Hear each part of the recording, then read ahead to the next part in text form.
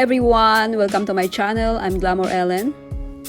In this video, I'm here for open invitation of Restoration Hardware Look for Less Collaboration 2020, hosted by Danielle, the domestic scientist, myself, Glamour Ellen, co-host are Stacy of Styling with Stacy, Lady Phoenix of Really Good Living, Sheryl of iSTYLEMYSTYLE, Candy of DIY Design by CCW.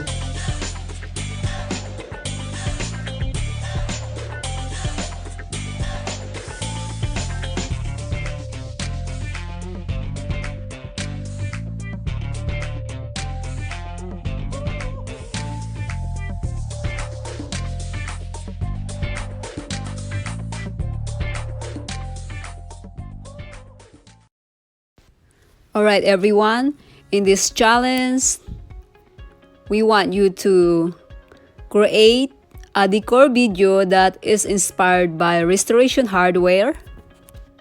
Be sure to highlight your restoration hardware inspired pieces and include a picture of RH item if possible, DIY items and thrift flip items are welcome. Show us how you style your RH inspired pieces in your space. Be creative and have some upscale fun on a budget. Title your video Restoration Hardware Look for Less Collaboration 2020.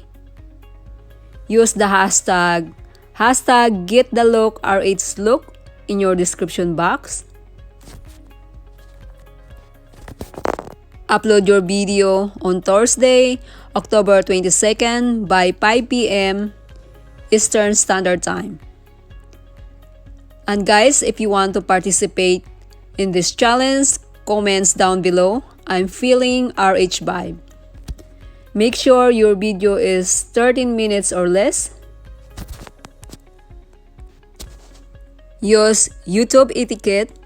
Mention its host name in your video. Include each host in the description box along with the link to their channels. Include a link to the collaboration playlist in your description box. Subscribe to each of the host channels and watch each other's video and make a comment and have some RH fun.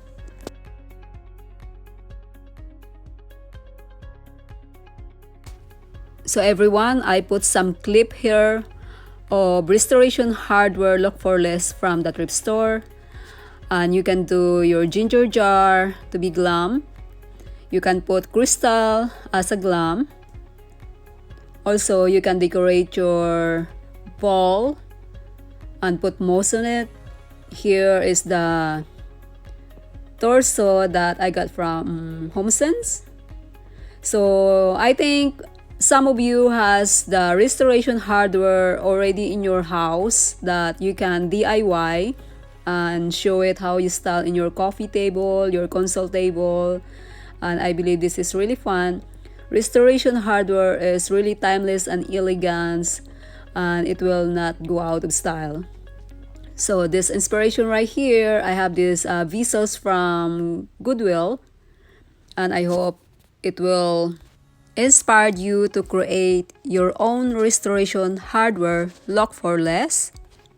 Style it with your own liking. At the same time, having fun. You can style it anywhere in your house.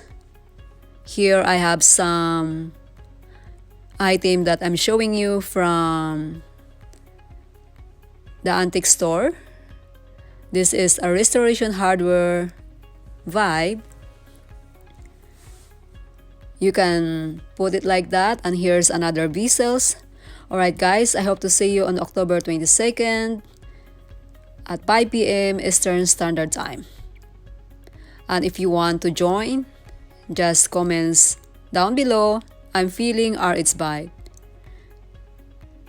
Bye bye.